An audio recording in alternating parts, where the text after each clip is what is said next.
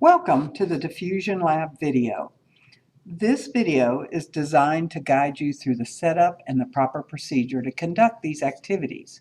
This video is not designed to provide data for this experiment, but rather the conclusions that you are able to make after you're finished with the experiment, we can talk about in class with your instructor or through a Zoom meeting. You'll need to read each entire activity in this lab. There are 3 separate labs that you'll be conducting, and so it's important that you understand each one. Read the entire introduction in this lab and then complete the pre-lab questions. Be sure you understand the difference between passive and active transport and know the different examples of each type. Be sure to ask your instructor if clarification is needed. To begin, read the procedure and familiarize yourself with the steps and the equipment you're going to use. Have the procedure readily available on your desk or counter to use as you progress. Feel free to stop or pause this video at any time for reference as you conduct these experiments. Now, let's get your Bio 101 lab kit and look for the materials that you will need. So there is a sheet that was provided with your lab kit, and we are conducting experiment 7, diffusion and osmosis. You will need the items numbered on this side, but you will need dialysis tubing and binder clips. So in your box, you will look through your bags, and sure enough, there are dialysis tubing and clips. The dialysis tubing is clear, and you may not realize that it's even in the bag. The binder clips are easy to see. So we'll need that. We will need iodine or Lugol solution. We will need 1% starch solution. We'll need the glucose to make a solution and glucose test strips. So we'll go back to the bag and the kit. Here are the glucose test strips. Here is the 1% starch solution and the 1 molar glucose solution that you are going to make with the glucose that's in that vial. We got the iodine. It's the last thing. That is in a bag. There's one label with bromothymol blue, and the other label says iodine solution. And on the bottle, in this particular one, it says Lugol's on the bottle as well. And Lugol is the name of the man who created this solution. It says it's for exercise 7, diffusion and osmosis. So we'll need that. And we can put the bromothymol blue back in the kit. So we have all the materials that came in the kit out.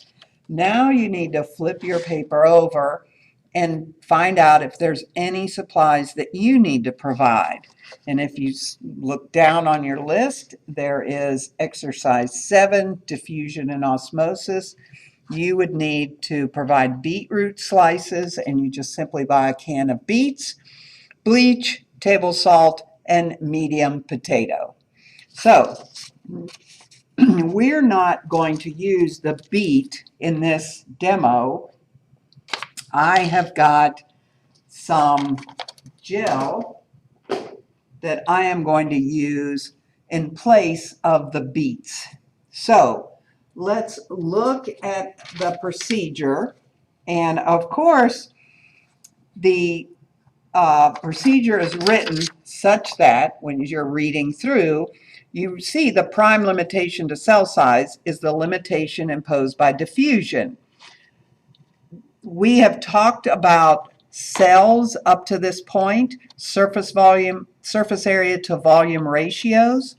So the size of cells is very, very important, and that again refers back to cell size when we're referring to this limitation of diffusion. It's a very slow process, and the larger the cells are, the smaller the surface area to volume ratio is. So we need cells that are small and can carry out diffusion. So it mentions it would take days for nutrients to reach the center of large cells or for waste to reach the cell membrane that they could discard. So a cell would either quickly starve to death or poison itself with its own waste. So what's the solution if a cell approaches its maximum size? Well, it's time to divide. And if cells receive the proper signals, they will divide by mitosis before they become too big. The question presented to you is, what determines the efficiency of diffusion throughout the model cell? So use this question to help formulate a hypothesis. So you want to write your hypothesis here, and remember you're going to write this as a statement that explains why you think that. The larger the cell, the lower the surface area to volume ratio is, causing the movement to be very slow. And you're going to think about that, and then you may make a determination that small cells provide a large surface area to volume ratio and hence can diffuse materials in and out of the cell very efficiently. We're going to use, you are going to use the beet roots, and I'm going to use agar cubes because that's what we're using on campus. So you're going to take your beets out of your can, and it says to cut 3 different sizes, and so mine are already cut. I have a it's about a 1.5 by 1.5, but 3 centimeters by 3 centimeters will do. Then here is my 2 by 2 by 2, and then finally I have the small size, which is 1 by 1 by 1. And those are going to be equivalent to you taking out the beets and cutting them into the sizes that are mentioned in the procedure. And you're simply going to take your knife and cut them into these particular sizes. Now, there's a table on the next page, excuse me, and in your table, you are going to measure each of your beet blocks, the length, the width, and the height. So I'm going to have a ruler taken. There's a ruler in your kit. I forgot to get my ruler out. And I am going to measure the length, going that way. The width would go this way. And then the height is this. And I'm recording it in my table. So that's my large. My small, I have my length, my width, and my height. Again, that's the 3 measurements I need for the medium. And then here is my small, and I would do the exact same thing. Length times width, and you can possibly see that this is just a bit more than 1 centimeter. It's 1.3 and 1.3 length and width. And then the height is from the bottom to the top, and it's 1.3. So I have measured all 3 of my cubes, and you will have cubes of beets, and they will be red. Then you will need to get out your vinegar, or I'm sorry, your bleach, and I am going to use vinegar in place of bleach. So I have a beaker of vinegar that will be similar to your beaker of bleach, and I labeled it vinegar. And the same action, these cubes are blue because I have soaked them in a stain that will respond to the vinegar. The vinegar is an acid, and this particular stain will turn yellow in the acid, just like your beets will turn white in the bleach, and that's a base. So after I get those measurements, I am going to drop the cubes into my beaker of vinegar. So I drop them in there. You can use your spoon. Okay, so I have this. And you can use your spoon from your kit.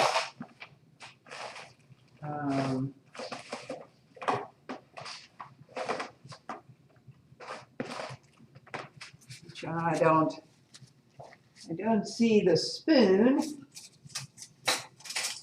in my kit, so I'll just use a tool to replace the spoon. And you can give it a little swirl every now and then, and you want to keep your eye on the beets because you're looking for the bleach to totally turn your beets white. Now, in the process, while you're waiting, you have your length, width, and height. You're measuring surface area. You want to calculate that from your measurements. So the surface area is length times width. So you're going to take this length times width, and there are 6 sides on your cube that have that length and width. So it's length times width times 6. So for my example, in yours somewhere close, if you have 1 centimeter times 1 centimeter is 1 times 6 sides is 6. Then your total volume is going to be your length times width times height. So you calculate that. And you do that for all 3 of those while you're waiting.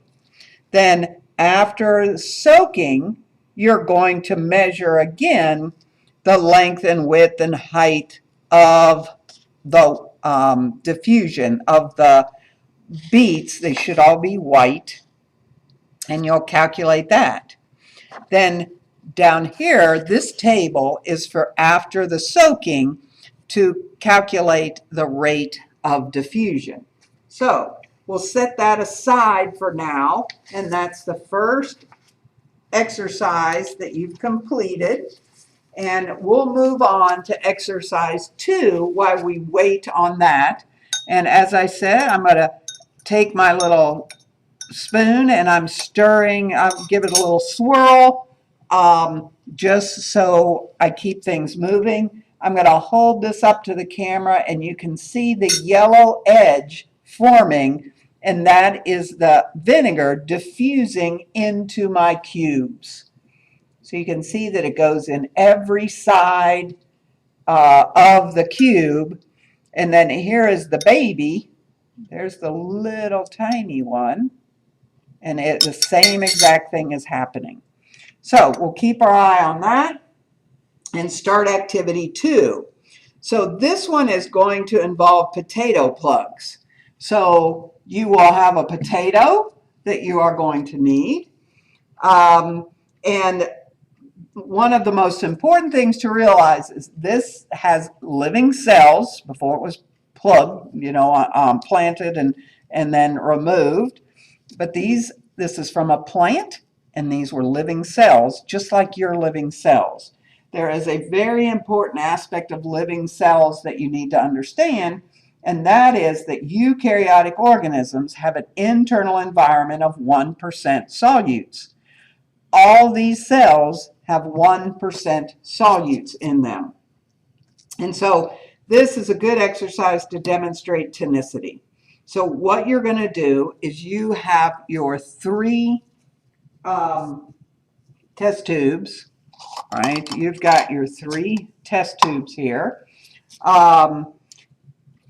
Or it says label 3 containers. So I would say use a small little cup. If you have a Dixie cup, that might be good. I'm going to use these flat bottom vials. So it has a little bit more than a test tube, but there's plenty of space in them. And we'll keep this going so that you can see that. Now, I've got my 3 flat bottom vials, and I am going to label them 0, 1, and 10% salt. So I'm going to write on here, this is 0, this is going to be 1, and this is 10. So I've got 0, 1, and 10. Now in each one of those, I'm going to add 1 teaspoon and 3 1/4 teaspoons of sodium chloride solution. So I've got salt. Okay, so the salt that you needed to provide is when you're going to use this, and you've got your teaspoons, and I've already made up these solutions. So I've got a 0% sodium chloride, I've got a 1% sodium chloride already prepared, and I've got a 10%. You're going to follow those instructions, have little cups, and make these solutions, stirring until dissolved by following the procedure. Then you add the tap water as it instructs, and you are going to put the solution into your vial or your container that you have identified. Okay, here's a 1%, and you can go ahead and fill them up pretty full. Here's the 10. I've got it in the vial, marked 10. So I have my 3 solutions, and I'm going to cut my potato slices, trying to make them all the same size, avoiding the peel. So I've got what's called a cork borer here, and I've got my solutions. I'll move out of the way so I don't spill them. And I'm simply going to take this, and look, I spilled it. I knew I would spill it. So, all right, I'll capture that, and I'll refill it once I get my solutions made. That was the 10, so I'll double check my 10, and that's why you're making a stock solution, so that in case you spill yours, you can refill. So I'm cutting out 3 potato slices, trying to make them the same size. I don't like that size, so I didn't like the way that one turned out. So I'll try another one. And you want 3 of them to be the same size. Excuse me.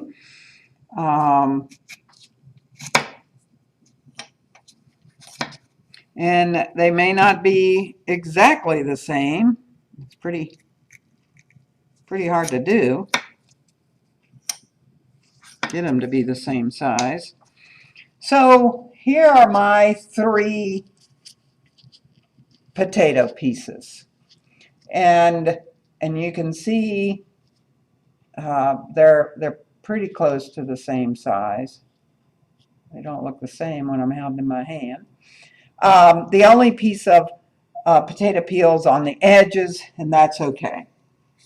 Now, it says they should be about the size of a French fry. Now, kind of hold them in your hand and squeeze them with your fingers. Kind of touch them. Try to see how bendy they are. And they'll kind of give you an idea. And I'm going to place 1 in the 0. Yeah, they all seem to be about the same.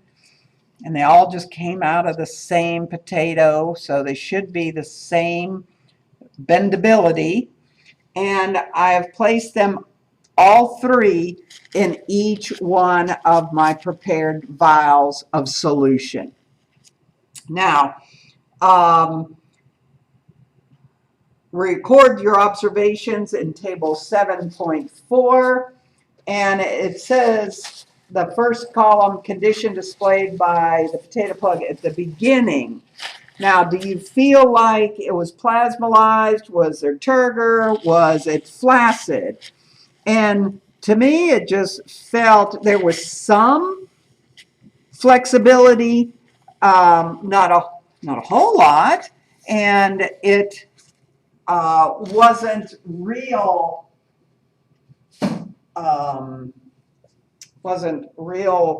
bendable. I couldn't bend them around and meet the edges. So I would say, and it wasn't real firm, so I would say they were flaccid to begin with. And that's the way I would put all three of them started out, and that means that they were in an isotonic environment. So now that we've got those set up, we're going to set these aside and let them sit for at least 30 minutes. And then you can write your hypothesis while you're allowing that to sit. Set your timer if you'd like. And I'll check back on your beats. And I've got my beats going here. And what I'm watching for is that the entire color will disappear. And you can see here, there's still blue in the middle. So I'm going to let these keep going. You can also see that there are the big and the middle have blue, much more blue than the small one. So we're continuing that, and we'll move on to activity 3. Now, activity 3 is diffusion and osmosis through a non-living membrane. You are going to use your dialysis tubing to represent the living membrane. Now, when you pull it out of your bag, it's very stiff. There's two right here, and they're like crystal clear, and they're crunchy. They're not soft at all. So what you have to do to make these usable and to make them seem more like a cell membrane, and there's a couple in the bag in case you make a mistake, is you are going to take some water and put some water in a beaker and place your dialysis tubing in the water. So here's my dialysis tubing, and it no longer is firm or stiff. It is very soft and flexible, like you'd think a cell membrane would be. So let it soak in there for a couple minutes, and 15 minutes watching your procedure. And then I poured 200 mils of tap water into the other 250 ml beaker. So I'm going to use the glass one so that you can see the results a little bit easier. So I've got this beaker with 250 mils of water, or 200 mils of water, and I'm going to add approximately 20 drops of my Lugol's. So 1, 2, 3.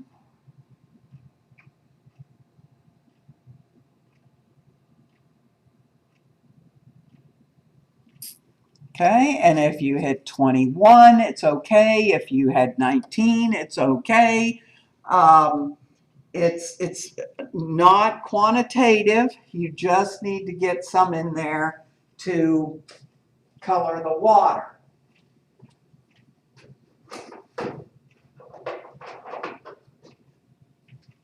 Now, you have pipettes. These disposable pipettes are in your bag, in your kit. You're going to stir the water and stir up the Lugol's. You should remember the Lugol's solution from the macromolecules lab, and Lugol's or iodine was used to determine the presence of, anyone remember? Starch. So starch is going to give a positive test with Lugol's if it comes in contact with starch of a color that will turn a dark blue or even black. Now it looks fairly light to me, so I'm going to take my iodine and shake it up a little more. I want it a little bit darker, and so I'm going to add another 10, 15 drops.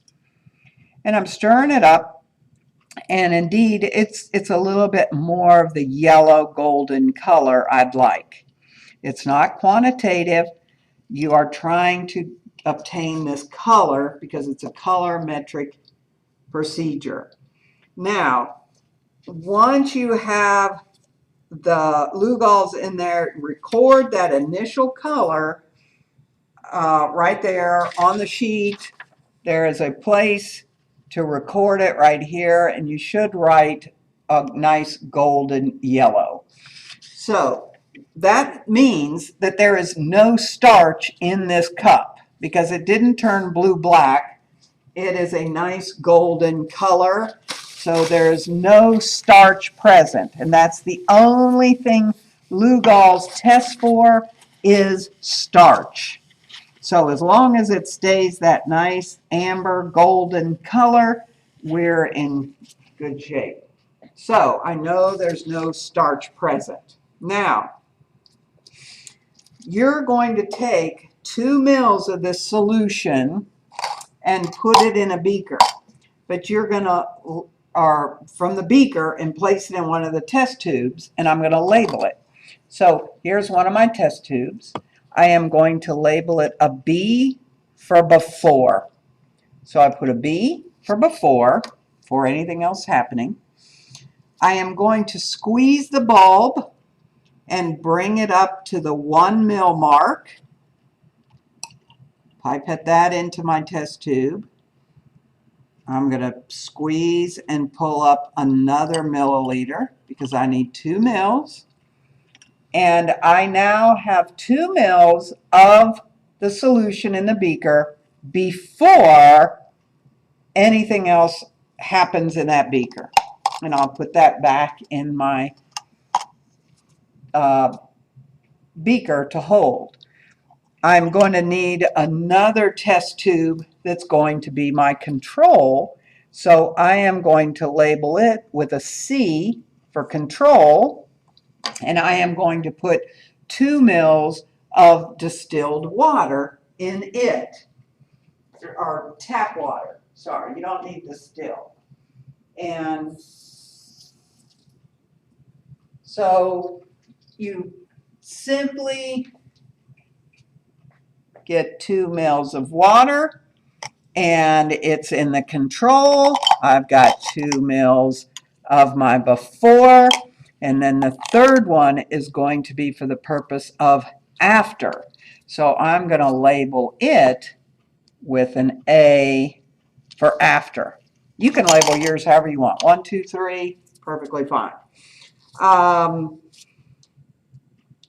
I've got my dialysis tubing that was soaking in my beaker. And I am going to take one end of it, and I am going to fold it over on itself. I'm going to fold it in half lengthwise. I'm going to fold it in half again lengthwise. Then I'm going to fold it up on itself and give it a twist. And then I'm going to take one of my clamps, and you guys have binder clips, and what I've done, so I got that, and it's nice and firm holding. Then if on the opposite end you just rub your fingers together, and that will open your bag. So the tubing is open. Now, back to your procedure. We did step 5, fold one end over the bag and secure with a binder clip. And now I've got this tube. And now you can see that it is a tube. I can even put my wax pencil in there so you can see that it is a tube. It's like a garbage bag, how they come in those big rolls, but then you open it and you realize there's a bag. So that's exactly what this dialysis tubing is, and you are going to fill it.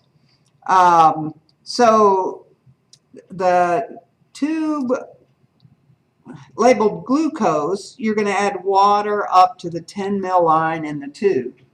So this tube right here is what we're referring to. So this says 1 ml glucose solution. It's for exercise 7. Add water to the 10 milliliter level. So you can take this sticker off if it's in your way, but we can easily see on this tube where the 10 mil mark is. So you can take your tube. I'm going to take water, and I am going to fill this to the 10 mil mark. And remember, you're reading your meniscus, and there's going to be bubbles coming up as it mixes with the glucose down here. So I don't quite have 10. I'm going to put my cap back on, turn it upside down, shake it, get that glucose off the bottom of the tube. So there's a lot of glucose in there. You're making a pretty concentrated solution. And I still don't have quite the 10 mils, but I'm trying to mix up the sugar that's in there.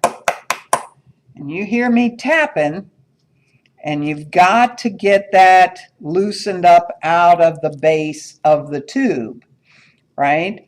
So you can see the more I agitate, the more energy I put into the system, I am mixing up this sugar.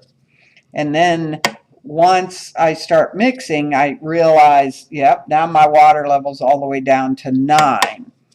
So I'm leaving myself some room while this mixes. And this may take you a few minutes to get this mixed up. If you've ever made sweet tea, you know sugar is difficult to get in solution. So I am mixing and shaking and getting this. You have to get all this glucose to disappear into solution, and you can see it's happening more and more. So you just keep on mixing until it is mixed really well.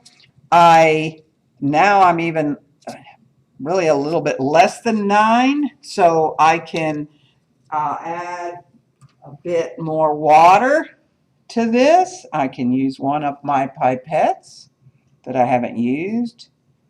Add more water, because that will help get the sugar in solution.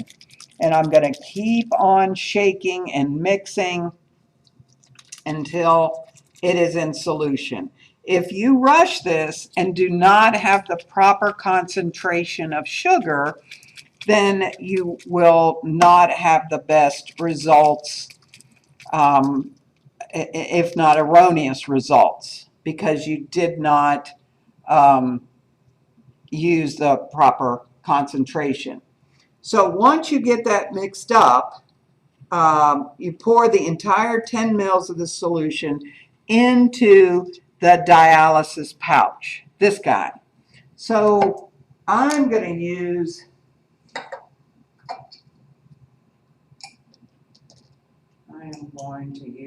my solution.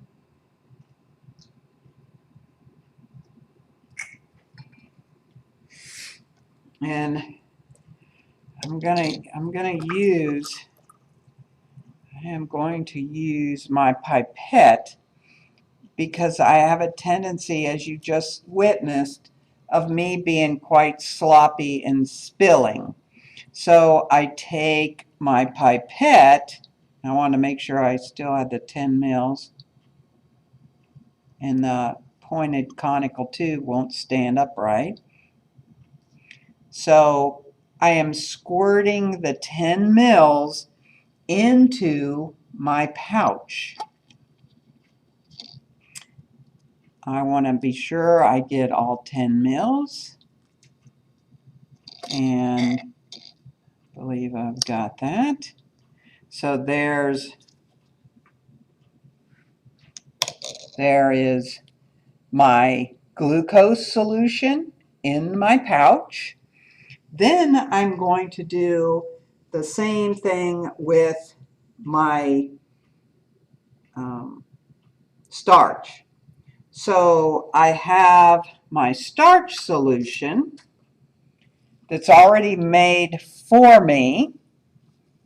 Okay, so 1% starch solution for the diffusion and osmosis. And your instructions tell you to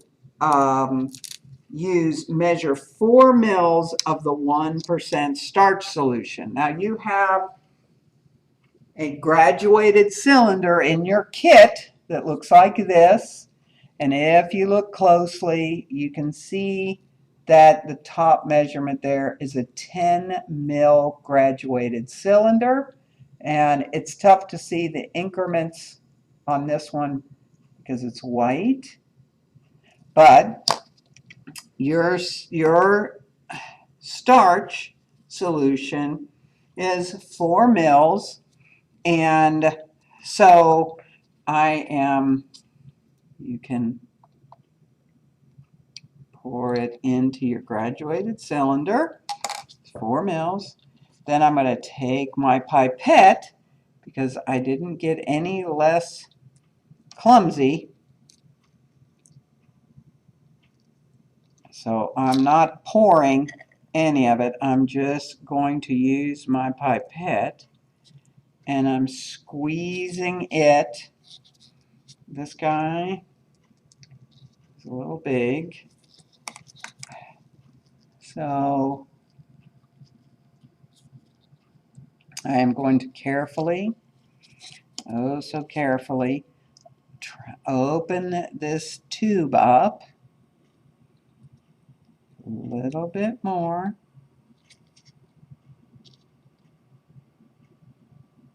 There we go. So I got a nice opening. Closed again. There we go. And I'm going to pour the rest of this. Oh, yay, I did it. In the tube. So now you can see that it's even a little cloudy up here, the starch and the glucose. Now what I want to do is I want to close this as close to the solution as possible, but I don't want to squeeze it out, but I'm trying to remove all the air bubbles. So I flatten this, fold it in half. You can twist it, turn it, get your other binder clip. I flip it over on itself because it tends to be long enough to do that, and I will grab another clamp and clamp this. Now, if you feel like you got any, that you spilled any on the outside, you can simply take it over to the sink and rinse everything, the clamps, the whole bag, just rinse it with water because you don't want any contamination on the outside. But you do want to mix the solutions. So I am tipping it upside down, and you can see there's one air bubble in there, and that's helping me to know that I'm mixing this back and forth. So you need to do this, flip it at least 10 times so that it gets mixed up really well. And then what you're going to do is immerse the whole bag into your beaker. So I've got this down into my beaker, and you can see possibly this little bit of the beaker, of the pouch, is not fully immersed. Well, it's okay. If you can't get the whole thing in there, you can't get the whole thing in there. But if there's room to add a little bit more water, you can add a little bit more water. So I'm going to add a little bit more water, trying to cover it as best I can. And then I'm going to set this aside and let that sit. And now I'm going to set my timer for another 30 minutes. The timer has rung for this, and it's been 30 minutes for the first one. So we're going back to activity 1, and I am going to pull the tubes out of the vinegar. You're pulling yours out of your bleach. So this one, you can see here is the first little tube, and there is no blue on the inside of the tube. I'm going to lay that there. I've got another, I've got my big one. You can see it has blue in there. And then here is the third. And again, you can see the blue square that's in there. And that's showing you how much the vinegar or your bleach has diffused into the cubes, right, into your beets. So now what you're going to do is take your ruler again, and what you're measuring, I need this. So you go back to your instructions. Blot the blocks dry with paper towel, and that's what I have these sitting on paper towel. And you're just blotting them just ever so carefully, like I just did. Let me just put this here. So I have my 3 cubes, and measure the current size of the red color that's left in the block, if at all. So in your table, red after soaking, you're going to record any red after soaking in the bleach. So the small one, my small one, has no blue. And if you have any red at all, it would be very, very small. And so you may write 1 millimeter by 1 millimeter by 1 millimeter. My second one, my middle-sized one here, be sure you're using the centimeters, and you need to make sure you are just measuring the blue. And that's really difficult for me to show you, but I'm going to put my ruler 0 at the beginning of the blue, and I'm going to measure that across, and it looks like it's somewhere about right smack at 1 centimeter. If I could get the angle right on this. And so that would be length. I would do the same thing this way. to measure the width. And then, let's see, so I went this way, and now I need to measure the height. And so again, it's 1. So for my medium cube, after soaking, I would write 1 centimeter by 1 centimeter by 1 centimeter. And then finally, I'm going to do the large. And you can see how much space did not get diffused because it's such a large block. So when I'm trying to measure, you would see that it measures just about 2 centimeters exactly. Measure it this way, and I get 1.5. So it's 2 by 1.5. Then I'm going to measure it this way for height, and it's 2. So 2 by 2 by 1.5 goes in those blocks. And you would calculate out the surface area and the total volume exactly how you did beforehand. Then, once you get these numbers up here, the total volume and the surface area, you come down here and simply follow the instructions of what is the heading on that table. So if you want to figure out the volume diffused, which is centimeters cubed after soaking in bleach, you take the before volume, the total volume, in the small, the before was like 6, minus the after volume, and it was 0 because there was no blue. So 6 minus 0 is going to be the volume diffused, 6. Percent diffused of the block is going to be the volume diffused from the previous column, this column, divided by the before volume, which is up here. So this number divided by 6, 6 divided by 6, times 100 is still 0. So those headings tell you what numbers to calculate. And your surface area to volume ratio, surface area to volume from table 7.2, your surface area before, okay, so this is going to be after. So you would take the 0, and the volume was 0, and so your surface area to volume is 0, and you sketch a block, it doesn't have any blue in it, and you would do the exact same thing. Surface area, take the surface area number here, divide it by the total volume, and you get a number. So this one was 0, and then whatever number the second one and the third one, and you'll notice the numbers are going to get larger. The larger the surface area to volume ratio is, the slower the diffusion. So that gets you through activity 1.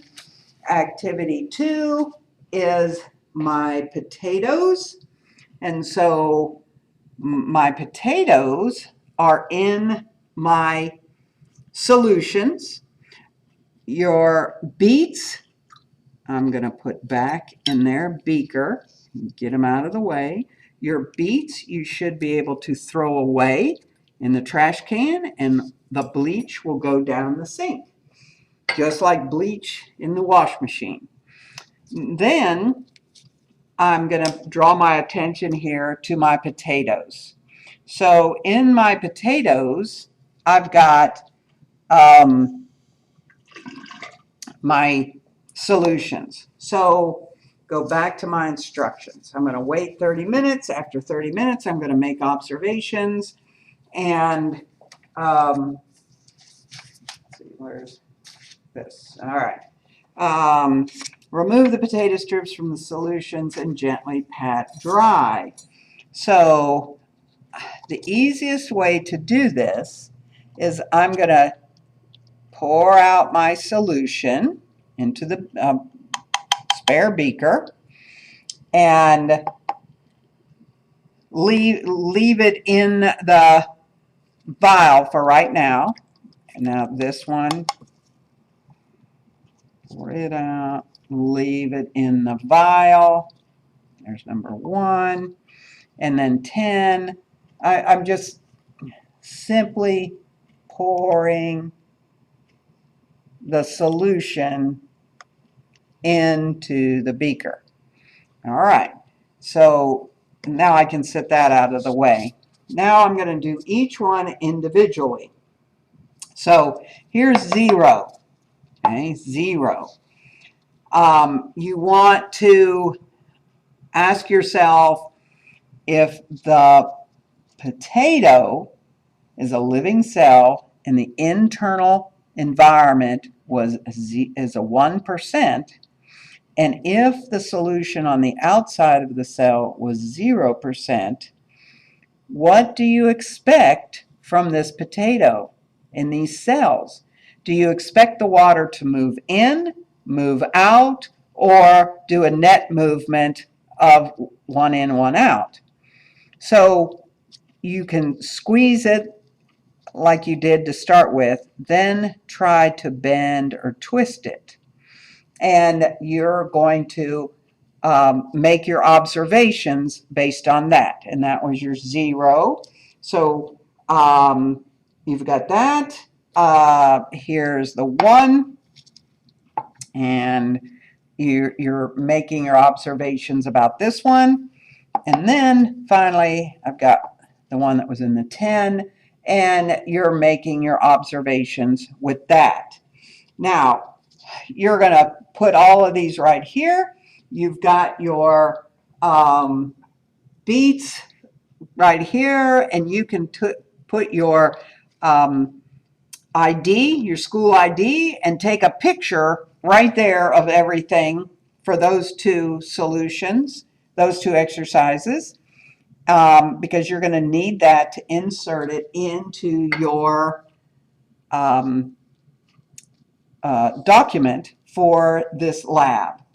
So you are then going to infer, as you're making your observations about these potato plugs, you're going to infer whether mass was gained, lost, or neither based on the change or the lack of change in the condition. We can't actually measure the mass because we don't have enough balances to hand out. And don't forget to take your pictures, and you're going to insert this picture into the document. And then finally, after you're finished with these 3 things, the 30 minutes will keep on plugging away, and you will bring your dialysis tubing back, and let's mix that up. You've got this. The potatoes, remember, are regular old potatoes. You can throw those in the trash. Those are perfectly fine to throw in the trash. And then after like halfway, you can take this dialysis tubing out, and you see there's a change happening. You can invert this, put it back in, keep the timer going, but after 30 minutes, you're going to remove this from the water, stir it, give it a stir, and make an observation about the beaker. What do you see has happened to the beaker?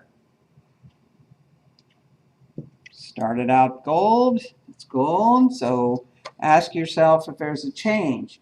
Then you're going to have your dialysis bag, you're going to make your observations, take a picture, right? You can lean this right up against the beaker, take a picture of this particular activity after the soaking, and then proceed with the rest of the steps. You're going to test for glucose. So you're going to take, this was after, don't throw this solution away until you have your 3rd test tube, and you take, well, that's a dirty That was a dirty pipette. You're going to do your 2 mils. Don't use a dirty pipette. So now I have the 3 test tubes before, after, and control. And swirl a glucose test strip in each tube. So this is where you're going to get your glucose test strip. You see there is a tip on the end. That's the part you put in the solution. And each one of these, you can start with your control. Do you think anything is going to happen with the control if you put a glucose test strip in it? So you dip it in there. The one that's before, you take your glucose test strip and place it into the test tube and touch it into that solution. And then finally, you've got the after sample, and you take your glucose test strip and you touch it into that solution. And you look, when you pull these test strips out of your solution, you are going to hold it up next to these colors, and if it's negative, it pretty much stays the same. And then if there is glucose present, 100 milligrams per deciliter, 250, 500, you'll see these changes in color, and you are going to record that in your table, and then you should be able to answer all the questions and have a lot of data that will help you understand the dialysis through a living membrane.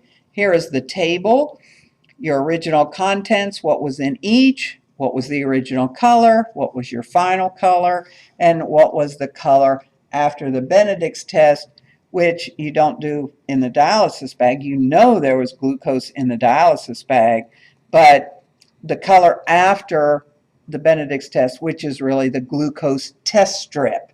You're not going to do a Benedict's test again. You're just using the glucose test strip.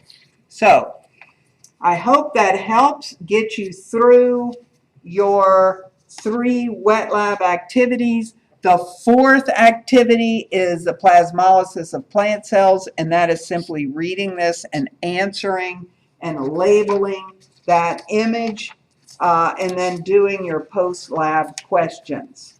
So if you have any questions at all, don't hesitate to ask. And thank you for watching the video, and we'll see you next time.